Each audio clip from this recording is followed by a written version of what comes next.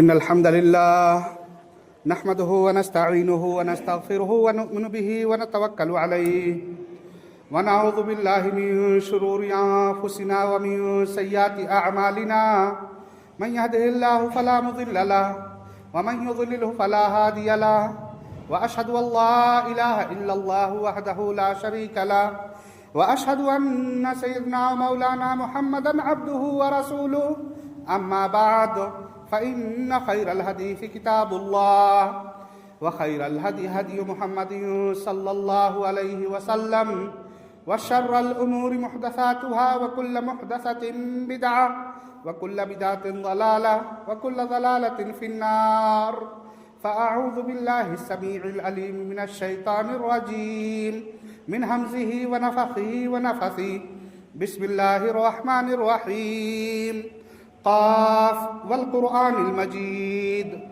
بل عجبوا أن جاءهم منذر منهم فقال الكافرون هذا شيء عجيب أإذا متنا وكنا ترابا ذلك رجع بعيد قد علمنا ما تنقص الأرض منهم وعندنا كتاب حفيظ بل كذبوا بالحق لما جاءهم فهم في أمر مريج أفلم ينظروا إلى السماء فوقهم كيف بنيناها وزيناها وما لها من فروج والأرض مددناها وألقينا فيها رواسي وأنبتنا فيها من كل زوج بهيج تبصرة وذكرى لكل عبد منيب ونزلنا من السماء ماء مباركا فأنبتنا به جنات وحب الحصيد والنخل باسقات لها طلع نضيد رزقا للعباد وأحيينا به بلدة ميتا كذلك الخروج كذبت قبلهم قوم نوح وأصحاب الرس وثمود وعاد وفرعون وإخوان لوط وأصحاب الأيكة وقوم تبع كل كذب الرسل فحق وعيد أفعينا بالخلق الأول بل هم في لبس من خلق جديد وقال تعالى في موضع آخر لإيلاف قريش إيلافهم رحلة الشتاء والصيف فليعبدوا رب هذا البيت الذي أطعمهم من جوع وآمنهم من خوف وقال النبي صلى الله عليه وسلم من أصبح منكم آمنا في سربه معافا في جسده عنده قوت يومه فكأنما هيزت له الدنيا بحذافيرها أو كما قال صلی اللہ علیہ وسلم۔ اللہ رب العزت کا ہم تمام لوگوں پر بے پایا انعام و اکرام ہے کہ اس نے ہمیں طرح طرح کی نعمتوں سے نوازا ہے۔ اللہ رب العزت نے ہم انسانوں پر بے شمار انعامات و اکرامات کیے ہیں۔ ان نعمتوں کے تعلق سے اللہ رب العزت نے قرآن کریم میں ارشاد فرمایا ہے کہ ان تعدوا نعمت اللہ لا تحصوها، کہ اگر تم اللہ رب العزت کی نعمتوں کو شمار کرنا چاہو تو اللہ رب العزت کی نعمتوں کو شمار نہیں کر سکتے۔ آپ دیکھیں گے کہ انسان پر اللہ رب العزت نے طرح طرح کی نعمتیں نچھاور کی ہیں۔ اللہ رب العزت نے یہ بھی حکم دیا ہے کہ ہم ان نعمتوں کو یاد کریں، ان نعمتوں کا احساس ہمیں ہونا چاہیے، کیونکہ اکثر ایسا ہوتا ہے کہ اگر ہم نعمتوں کو یاد نہ کریں یا نعمتوں کو ہم احساس نہ کریں تو بسا اوقات ہم یہ خیال کرتے ہیں کہ ان نعمتوں پر ہمارا موروثی حق ہے، یعنی یہ اللہ رب العزت نے ہم پر انعام نہیں کیا ہے بلکہ ان نعمتوں کا پیدائشی اعتبار سے ہم ان نعمتوں کے مستحق ہیں۔ اسی وجہ سے اللہ کے پیارے رسول صلی اللہ علیہ وسلم نے اور نبی آخر اور اللہ رب العزت نے قرآن پاک میں اس بات کا حکم دیا ہے کہ ہم اللہ رب العزت کی نعمتوں کو یاد کریں۔ مثال کے طور پر اللہ رب العزت نے ہمیں آنکھ سے نوازا ہے۔ ظاہر سی بات ہے कि एक बहुत बड़ी नेमत है। इस नेमत पर अगर हम गौर व फिक्र करेंगे तो देखेंगे कि हम दुनिया के अंदर जो भी खूबसूरती है, रानाई है, रंगीनी है, ये जो कुछ भी है उसको हम इस आँख के ज़रिए ही देख पा रहे हैं, आँख के ज़रिए ही महसूस कर पा रहे हैं। किसी आप अंधे इंसान के पास जाएं और उससे दुनिया की रंगीनी, रानाई, खूबसूरती और इसकी बहजत के ताल्लुक से पूछें तो जाहिर सी बात है कि उसे इसके ताल्लुक से कुछ भी एहसास नहीं होगा। इसी तरह से अल्लाह रब्बुल इज़्ज़त ने हमें ज़ुबान जैसी नेमत से नवाजा है जिसके ज़रिए हम इंसान अपने माफी ज़मीर की अदायगी करते हैं। हमारे दिल में जो भी ख्यालात, जो भी इंतबाआत और जो भी तफक्कुरात पैदा होते हैं हम इस ज़ुबान के ज़रिए से ही अदा करते हैं और अपने दिल में उठने वाले ख्यालात को दूसरे के सामने बयान कर पाते हैं। अगर हमारे पास ज़ुबान ना हो तो हमारे दिल में चाहे जितने भी उम्दा ख्यालात हों, चाहे जितने भी उम्दा अफकारात हों, लेकिन अल्लाह रब्बुल इज़्ज़त ने अगर हमें ज़ुबान से नहीं नवाजा है तो हम अपने ख्यालात को दूसरों के सामने नहीं पेश कर सकते। गोया कि ज़ुबान भी एक बहुत बड़ी नेमत है। इसी तरह से अल्लाह रब्बुल इज़्ज़त ने हम इंसानों को दो हाथ दिए हैं। ये दो हाथ हमारी ज़िंदगी को आसान बनाते हैं। यानी अगर अल्लाह रब्बुल इज़्ज़त हमें हाथ की नेमत से महरूम कर दे, आप तसव्वुर करें कि अगर हमारे पास अगर हाथ ना हो तो हमारी ज़िंदगी कितनी मुश्किल हो जाए कि हम रोज़मर्रा के जो काम हैं उसके लिए दूसरों के मोहताज हो जाए। तो अल्लाह रब्बुल इज़्ज़त ने हमें याद दिलाया है और जगह जगह इस बात का एहसास दिलाया है कि हम उसकी नेमतों को याद करें। अल्लाह रब्बुल इज़्ज़त ने जो मुतअद्दिद नेमतें हम इंसानों पर निछावर की हैं उन नेमतों को याद करें। जब हम अल्लाह रब्बुल इज़्ज़त की नेमतों को याद करेंगे तो जाहिर सी बात है अल्लाह रब्बुल इज़्ज़त की अज़मत, अल्लाह रब्बुल इज़्ज़त की किबरियाई, उसकी बड़ाई का एहसास होगा। और जब अल्लाह रब्बुल इज़्ज़त की किबरियाई, अल्लाह रब्बुल इज़्ज़त की बड़ाई, उसकी वहदत का एतराफ़ होगा तो उसका लाजमी नतीजा होगा कि हम अल्लाह रब्बुल इज़्ज़त की इबादत करेंगे, उसके अलावा किसी के सामने अपना जबीन बेनियाज नहीं झुकाएंगे। अल्लाह रब्बुल इज़्ज़त ने हम इंसानों पर जो नेमतें की हैं उन नेमतों में एक बड़ी नेमत अमन व अमान की है, चैन व सुकून की है।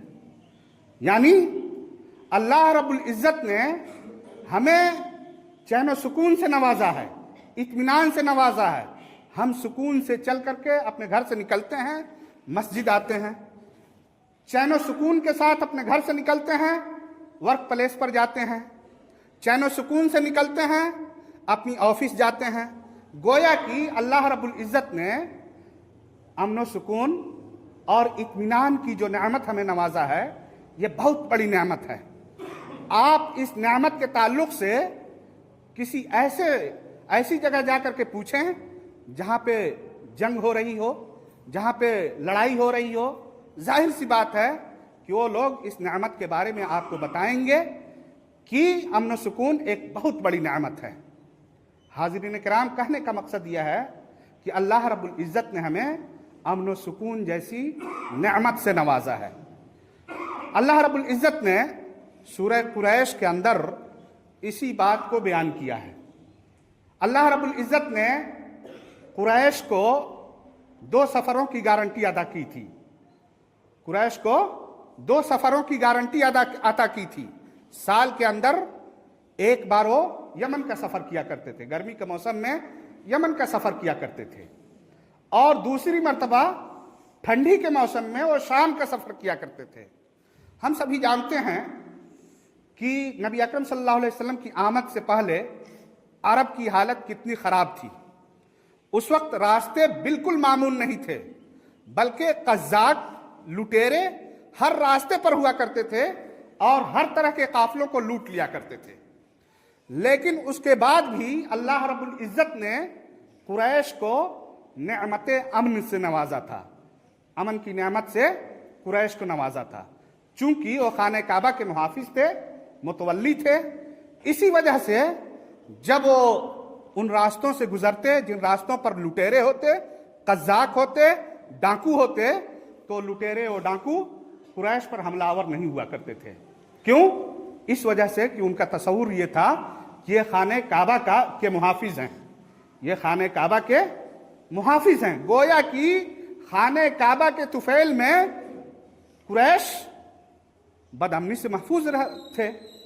اسی بات کا اللہ رب العزت نے سورہ قریش کے اندر تذکرہ کیا ہے اور کہا ہے کہ اللہ رب العزت نے تمہیں اس نعمت سے نوازا ہے اور اس نعمت کا تقاضا یہ ہے کہ تم اللہ رب العزت کی عبادت کرو۔ اور نعمت کیا ہے؟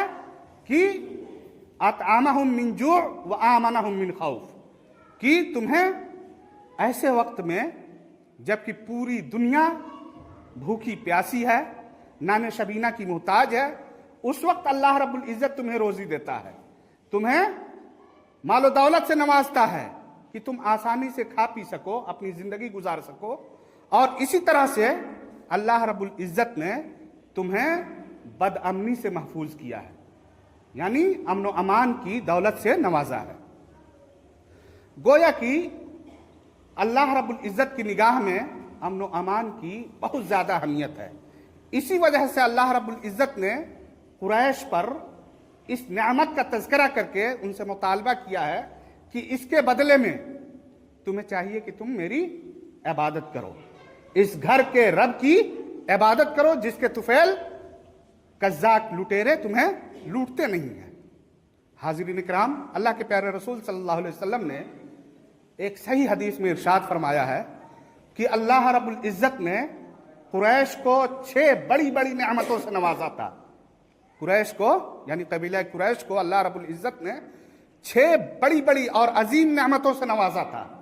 6 نمبر پر ایک نعمت یہ ہے کہ اللہ رب العزت نے قریش کے تعلق سے ایک مستقل سورت نازل فرمائی ہے، اور اس سورت میں صرف قریش کا تذکرہ ہے، کسی دوسرے قبیلے کا تذکرہ نہیں ہے۔ یہ اللہ کے رسول صلی اللہ علیہ وسلم نے بیان فرمایا ہے۔ آپ احادیث کا مطالعہ کریں گے یا قبل از اسلام تاریخ کا مطالعہ کریں گے تو آپ کو معلوم ہوگا کہ اس وقت معاشرے کی کیا حالت تھی۔ عدی ابن ابی حاتم، جی ہاں، حاتم تائی کے صاحبزادے اللہ کے رسول صلی اللہ علیہ وسلم کی خدمت میں آتے ہیں۔ اللہ کے رسول صلی اللہ علیہ وسلم کے سامنے تشریف فرما تھے، اتنے میں ایک صاحب آتے ہیں اور اللہ کے رسول صلی اللہ علیہ وسلم سے گویا ہوتے ہیں کہ اللہ کے رسول صلی اللہ علیہ وسلم بھوکمری بہت زیادہ ہے، قحط سالی عام ہے، دعا فرما دیجئے۔ اتنے میں ایک صاحب آتے ہیں اور اللہ کے رسول صلی اللہ علیہ وسلم سے راستے کی بدامنی کے تعلق سے شکوہ کرتے ہیں، یعنی وہ شکایت کرتے ہیں کہ اللہ کے رسول صلی اللہ علیہ وسلم وقت اتنا خراب ہے، یا یہ کہ راستے اس قدر پرخطر ہو گئے ہیں کہ گھر سے نکلنے میں ڈر لگ رہا ہے کہ کہیں ایسا نہ ہو کہ ہمیں لوٹ لیا جائے، ہماری جانوں پہ خطرہ ہو جائے۔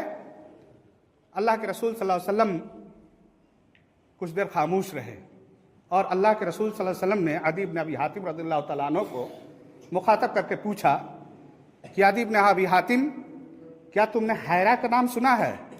کیا تم نے حیرہ کا نام سنا ہے؟ عدی بن ابی حاتم کہتے ہیں کہ اللہ کے رسول، میں نے دیکھا تو نہیں ہے لیکن لوگوں سے اس کا تذکرہ سنا ہے کہ عراق میں ایک جگہ کا نام ہے۔ اللہ کے رسول صلی اللہ علیہ وسلم نے کہا کہ ایک وقت آئے گا کہ حیرہ سے ایک خاتون نکلے گی اور اس کا مطمع نظر خانہ کعبہ میں طواف ہوگا، تنہا نکلے گی اور وہ اللہ کے علاوہ کسی سے نہیں ڈرے گی۔ اللہ کے رسول صلی اللہ علیہ وسلم نے جس وقت یہ حدیث بیان کی، عدی ابن ابی حاتم کہتے ہیں کہ میں نے اپنے دل میں سوچا کہ یہ قبیلے طے کے گنڈے، قبیلے طے کے لٹیرے سب کہاں چلے جائیں گے؟ اللہ کے رسول صلی اللہ علیہ وسلم یہ کیسی بات بیان کر رہے ہیں؟ یہ کون صاحب ہیں؟ عدی ابن ابی حاتم، جو قبیلے طے کے سردار ہیں، اپنے قبیلے کے لٹیروں کے تعلق سے، اپنے قبیلے کے قزاقوں کے تعلق سے، اپنے قبیلے کے ڈاکوؤں کے تعلق سے بتا رہے ہیں کہ اللہ کے رسول صلی اللہ علیہ وسلم کیسی بات بتا رہے ہیں؟ ہمارے قبیلے کے یہ لٹیرے کہاں چلے جائیں گے؟ کہ اللہ کے رسول صلی اللہ علیہ وسلم کہہ رہے ہیں कि कबीला हैरा मकाम से एक खातून निकलेगी, मक्का पहुंचेगी, खाने काबा का तवाफ करेगी और तने तन्हा होगी, लेकिन उसको कोई छेड़छाड़ करने वाला नहीं होगा। बहरहाल अल्लाह के रसूल सल्लल्लाहु अलैहि वसल्लम ने यह भी बयान किया कि एक वक्त आएगा कि तुम किसरा पर जीत हासिल करोगे, फतह हासिल करोगे। अदी इब्न हातिम ने पूछा कि अल्लाह के रसूल सल्लल्लाहु अलैहि वसल्लम, किसरा इब्न हुर्मुज, आप किस किसरा की बात कर रहे हैं? किसरा इब्न हुर्मुज की बात कर रहे हैं?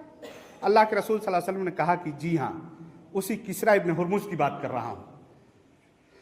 अल्लाह के रसूल सल्लल्लाहु अलैहि वसल्लम ने मजीद एक बात बयान की कि एक वक्त ऐसा भी आएगा कि इंसान झोली भर सोना लेकर के निकलेगा और किसी कल्लाश को, किसी गदागर को, किसी फकीर को, किसी मुहताज को तलाश करेगा ताकि वह अपना सदका, अपनी ज़कात उसे दे सके, उसके हवाले कर सके।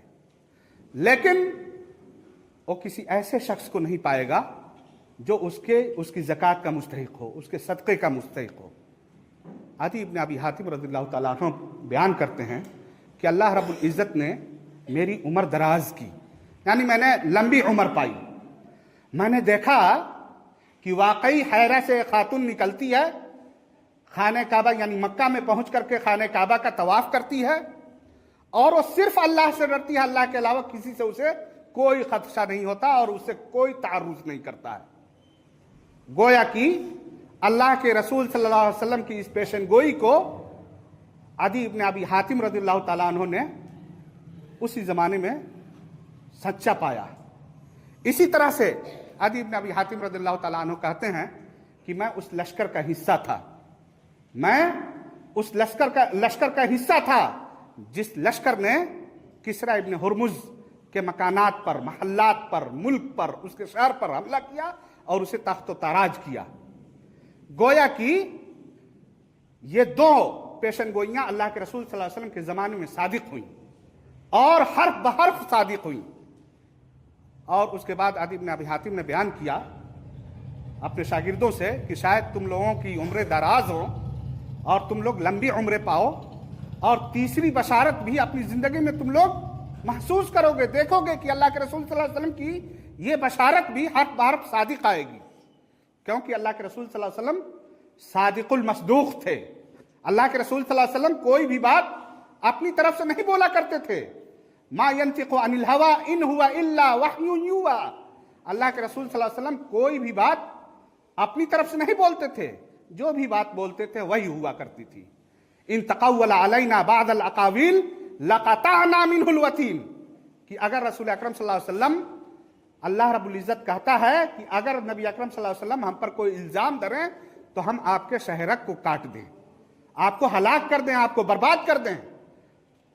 और फिर इस उम्मत ने देखा कि उमर इब्न अब्दुल अजीज का वो दौर भी आया कि जिस दौर में, ये कौन थे उमर इब्न अब्दुल अजीज, जिनके ताल्लुक से बाद उलमा किराम ने कहा है कि 5वें खलीफा राशिद हैं, उसने 6ठे खलीफा राशिद में शुमार किया, इनको बताया है।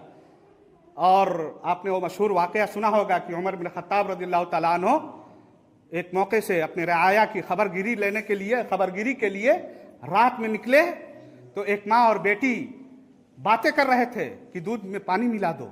बेटी मना कर रही है कि उमर ने ऐसा फरमान जारी किया है। और फिर उसी बेटी की शादी दूसरे दिन उमर बिन खत्ताब रज़ियल्लाहु ताला अन्हु ने अपने बेटे आसिम से कर दी और उसी नस्ल से उमर इब्न अब्दुल अजीज पैदा हुए। उमर इब्न अब्दुल अजीज रहमहुल्लाह के ज़माने में उम्मत ने ये बात मुशाहिदा की, इस बात को देखा कि लोग ज़कात निकालते थे, सदका निकालते थे और सोना निकालते थे, फिर मुस्तहिक इंसान को ढूंढते थे लेकिन उसको लेने के लिए कोई मिलता नहीं था। गोया कि अल्लाह रब्बुल इज़्ज़त ने उस ज़माने में इतनी खैर व बरकत की फरावानी की थी। कहने का मकसद यह है कि आप तसव्वुर करें कि अदी इब्न अबी हातिम जैसा जलीलुल क़द्र सहाबी, जिसके सामने अल्लाह के रसूल सल्लल्लाहु अलैहि वसल्लम बयान कर रहे हैं कि एक ज़माना आएगा कि मकाम हैरा से एक खातून निकलेगी और मक्का आएगी और उसको कोई छेड़छाड़ नहीं करेगा, कोई उसको टोकेगा नहीं। उनका ज़हन तस्लीम करने के लिए आमादा नहीं है कि अरब की आजकल ये हालत है, ये बदवी किसी भी गुजरने वाले को नहीं छोड़ते हैं और उसको हलाक कर देते हैं, उसके माल को लूट लेते हैं। फिर आखिर ये ज़माना कैसे होगा, कब होगा? और फिर देखा उन्होंने कि ये ज़माना कुछ ही दिनों के बाद उनके सामने था। कहने का मकसद यह है कि अल्लाह रब्बुल इज़्ज़त ने हमें नेमत अमन व अमान से नवाजा है, तो हमें इस नेमत की कदर करनी चाहिए। और नेमत अमन व अमान के लिए अल्लाह रब्बुल इज़्ज़त से, यानी सुख शांति अमन व सुकून के लिए अल्लाह रब्बुल इज़्ज़त से रोज़ी से पहले मुतालबा करना चाहिए। अल्लाह रब्बुल इज़्ज़त अगर हमें रोज़ी से नवाज देता है, खूब मालो दौलत देता है, लेकिन हमें चैन सुकून नहीं देता, मुआशरे में, ख़ानदान में चैन सुकून नहीं है, तो जाहिर सी बात है कि ये मालो दौलत बेकार है। इसी वजह से इब्राहीम अलैहिस्सलाम ने जो दुआ की थी कि रब्बि जअल हाज़ल बलद आमिनन वरज़ुक़ अहलहु बिस्समरात, इब्राहीम अलैहिस्सलाम ने सबसे पहले अल्लाह रब्बुल इज़्ज़त से दुआ की कि बारे अल्लाह इस शहर को मामून बना, अमनगाह बना, अमन व अमान की जगह और मुस्तकर बना। उसके बाद वरज़ुक़ अहलहु बिस्समरात, उसके बाद अल्लाह रब्बुल इज़्ज़त से उनके लिए रोज़ी का मुतालबा किया। गोया कि हम जब भी अल्लाह रब्बुल इज़्ज़त से दुआ करें तो सबसे पहले अमन व सुकून, चैन व सुकून की दुआ करें, क्योंकि ये बहुत बड़ी दौलत है। आपने देखा होगा कि जिस ज़माने में ज़लज़ले आ रहे थे और जिस ज़माने में या किसी इलाके में कोई लड़ाई हो जाकर के आप गज़ा वालों से अमन व सुकून के बारे में पूछें, वो आपको बताएंगे कि अमन व सुकून क्या चीज़ है। किसी इलाके में अगर कोई जानवर आ जाए और सुबह शाम वो निकल करके कुछ लोगों पे हमलावर होता हो, तो उस लोगों की हालत, उस इलाके के लोगों की हालत क्या रहती है, आप जा करके उन लोगों से पूछिए। आपको मालूम, या इसी तरह से एक ज़माना था जबकि मासूम लोगों को उठाया जाता था। उस वक्त आप लोगों से पूछिएगा कि उनके दिलों में किस तरह से खौफ व हरासत बैठी हुई थी। हर आदमी डरा रहता था कि कहीं ऐसा ना हो कि हमारी बारी आ जाए। तो गोया कि अमन सुकून एक बहुत बड़ी नेमत है, इस नेमत की कदर होनी चाहिए।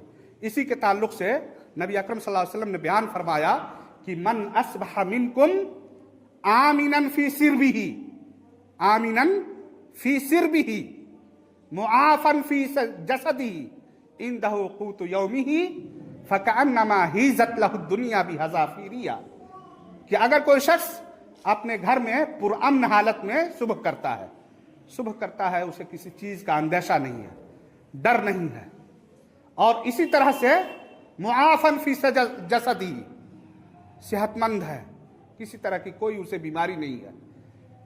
इंदहु क़ूतु यौमिही, बहुत ज़्यादा मालो दौलत का मालिक तो नहीं है, एक दिन के खाने और पीने का सामान उसके यहाँ है। फ़कअन्नमा हिज़त लहु दुनिया बिहज़ाफ़िरिया, तो गोया कि दुनिया की तमाम नेमतें उस कदमों में रख दी गई हैं। या अल्लाह के रसूल सल्लल्लाहु अलैहि वसल्लम ने बयान फरमाया कि अगर इंसान को चैनो सुकून नसीब है, चैनो सुकून नसीब है, सेहत है, तो गोया कि दुनिया की तमाम नेमतें उसके कदमों में मौजूद हैं। तसव्वुर करने का मकाम है। अल्लाह रब्बुल इज़्ज़त ने अगर हमें इस नेमत से नवाजा है तो जाहिर सी बात है कि हम खुश नसीब हैं। अल्लाह रब्बुल इज़्ज़त ने हमें बहुत बड़ी दौलत से नवाजा है, इस नेमत की कद्र होनी चाहिए, इस नेमत की कद्र होनी चाहिए। और इस नेमत का तकाजा यह है कि हम इस नेमत की कद्र करें और जिस ज़ात ने हमें इस नेमत से आरास्ता किया है उसकी इबादत करें और इस नेमत पर उसका शुक्रिया अदा करें कि बारे अल्लाह तूने हमें अमन सुकून से नवाजा है और ये बहुत बड़ी दौलत है, इसके लिए हम तेरी इबादत करते हैं, तेरे सामने अपना सर झुकाते हैं, तुझी से हम सब कुछ मांगते हैं, तेरे अलावा किसी से नहीं मांगते। नेमत की नाकदरी यह है कि अल्लाह रब्बुल इज़्ज़त ने अगर आपको अमन सुकून से नवाजा है तो आप सो गए रात में, अल्लाह रब्बुल इज़्ज़त ने आपके ऊपर अमन अता किया, आपकी नींद गहरी हो गई और इतनी गहरी हुई कि आपने नमाज फर्ज छोड़ दी। अल्लाह रब्बुल इज़्ज़त ने अगर आपको अमन अमान से नवाजा है तो उसकी नाकदरी यह है कि अल्लाह रब्बुल इज़्ज़त ने आपकी इज़्ज़त और आबरू को महफूज रखा है। अमन अमान में आपकी इज़्ज़त व आबरू है, लेकिन दूसरे की इज़्ज़त व आबरू के पीछे पड़े हुए हैं, दूसरों की बहन बेटी की इज़्ज़त व आबरू के पीछे पड़े हुए हैं, ललचाई हुई नज़रों से देख रहे हैं تو ظاہر سی بات ہے کہ امن و امان کی ناقدری ہے، امن و سکون کی ناقدری ہے۔ ضرورت اس بات کی ہے کہ آپ امن و امان کی اہمیت کو سمجھیں، امن و سکون کی اہمیت کو سمجھیں، اور جس طرح سے آپ چاہتے ہیں کہ امن و سکون کے ساتھ اس دنیا میں رہیں، اسی طرح سے آپ دوسروں کو بھی امن و سکون کے ساتھ رہنے دیں۔ آپ جس طرح سے، اور مذہب اسلام، دین اسلام کی تعلیمات کا آپ مطالعہ کریں گے تو آپ پائیں گے کہ دین اسلام نے قدم قدم پر اس چیز کی تاکید کی ہے۔ آپ دیکھیں گے کہ پڑوسیوں کے حقوق متعین کیے، ما زال جبریل یوصینی بالجار حتی ظننتہ انہ سیورثہ، کہ جبریل علیہ السلام جب بھی ملاقات ہوتی تھی پڑوسی کے تعلق سے تاکید کیا کرتے تھے، کیونکہ پڑوسی کے ساتھ آپ اگر اچھے سے رہیں گے، پڑوسی آپ کا آپ سے مطمئن رہے گا تو اس کے ہاں امن و سکون رہے گا۔ اللہ کے رسول صلی اللہ علیہ وسلم نے فرمایا کہ من روع آمنا مسلما آمنا، کہ اگر کوئی شخص کسی مسلمان کو ڈر اور دہشت میں مبتلا کرتا ہے تو اس پر فرشتے لعنت بھیجتے ہیں۔ اللہ کے رسول صلی اللہ علیہ وسلم نے یہ بھی فرمایا کہ کوئی بھی شخص اپنے مسلمان بھائی کی طرف ہتھیار سے اشارہ نہ کرے، قریب ہے کہ شیطان اس کے ہاتھ پہ کسی طرح سے کوئی کچوکا لگا دے اور ہتھیار جا کر کے اس کے اپنے مسلمان بھائی پہ واقع ہو جائے اور وہ جہنمی ہو جائے۔ گویا کہ دین اسلام نے اپنی تعلیمات کے ذریعے سے امن و امان کی حفاظت کی ہر ممکنہ کوشش کی ہے، ہر ممکنہ کوشش کی ہے۔ بس ضرورت اس بات کی ہے کہ ان تعلیمات کو ہم سمجھیں، جانیں اور انہیں اپنی زندگی میں نافذ کریں۔ اللہ رب العزت سے دعا ہے کہ بار اللہ تو ہمیں کہنے سننے سے زیادہ عمل کرنے کی توفیق ارزانی فرما۔ بار اللہ جب تک زندہ رکھ دین اسلام پہ زندہ رکھ۔ بار اللہ جب تو ہمیں وفات دے ایمان کی حالت میں وفات دے۔ بار اللہ دنیا میں جہاں کہیں بھی مسلمان مظلوم ہیں، مقہور ہیں، ظلم و ستم کی چکی میں پس رہے ہیں، تو انہیں عزت و سطوت عطا فرما۔ آمین۔ وآخر دعوانا ان الحمدللہ رب العالمین۔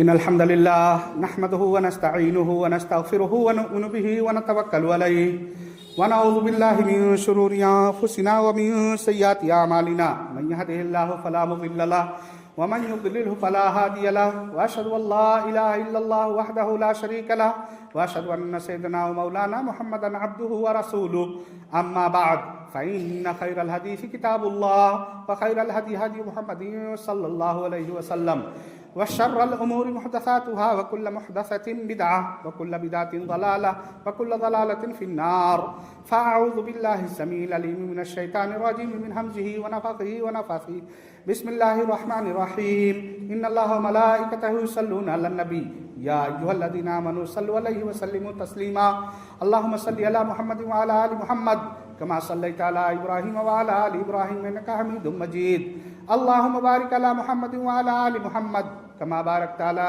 إبراهيم وعلى آل إبراهيم إنك حميد مجيد عباد الله رحمكم الله إن الله يأمر بالعدل والإحسان وإيتاء ذي القربى وينهى عن الفحشاء والمنكر والبغي يعظكم لعلكم تذكرون اذكروا الله يذكركم وادعوه يستجب لكم ولذكر الله تعالى أولى وأجل وأتم وأكبر والله أعلم بما تصنعون. الله أكبر الله أكبر.